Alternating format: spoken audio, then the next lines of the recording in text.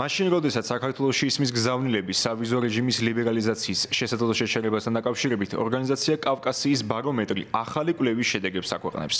მონაცემების თანახმად, თუ კი ევროკავშირში უვიზოთ მიმოსვლა შეუძლებელი გახდება, მოქალაქეთა უმრავლესობა პასუხისმგებლობას აკისრებს ქართულ ოცნებასა და პარტიის საპატიო თავმჯდომარეს ბიძინა ივანიშვილს.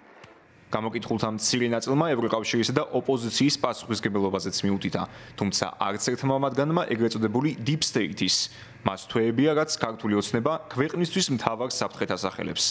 კავკასიის ბარომეტრის თანახმად, თუ კი ევრობლოკმა უვიზოთ მიმოსვლა შეაჩერა, ეს მოქალაქეებისთვის დამაზიანებელი იქნება. ზოგადად შემაშფოთებელი არის, რა თქმა უნდა, deep state-ის გავლენები მსოფლიო მასშტაბით. თქვენ ხედავთ, რა მდგომარეობამდე მიიყვანეს ამ ადამიანებმა ევროპული ბიუროკრატია.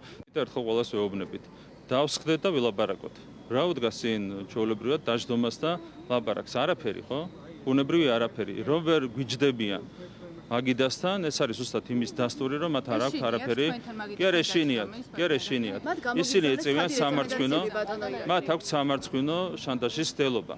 ევრორეკომენდაციების შეუსრულებლობასა და მოსალოდნელ შედეგებზე საუბრობს ოპოზიციაც.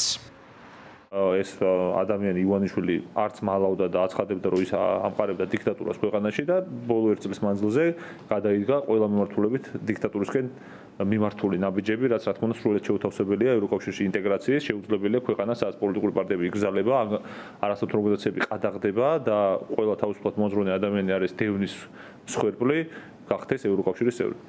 საქართველოსა და ევროკავშირის პოლიტიკურ მმართველობებს შორის არც ისე კარგი ურთიერთობების ფონზე ქვეყნის მოსახლეობის უმრავლესობა კვლავ ემხრობა საქართველოს ევროინტეგრაციას. კავკასიის ბარომეტრის კვლევით მათი უმრავლესობა ახალგაზრდაა. ორგანიზაციამ კვლევა 2025 წლის 8-12 აგვისტოს პერიოდში სატელეფონო ინტერვიუს მეშვეობით ჩაატარა. გამოიკითხა 1333 რესპონდენტი, რომელიც შემთხვევითობის პრინციპით შეირჩა. კვლევის დამკვეთი სამოქალაქო საზოგადოების ფონდია, ხოლო დამფინანსებელი ევროკავშირი. გამოკითხვის საშუალო ცდომილება 1,56% შეადგენს.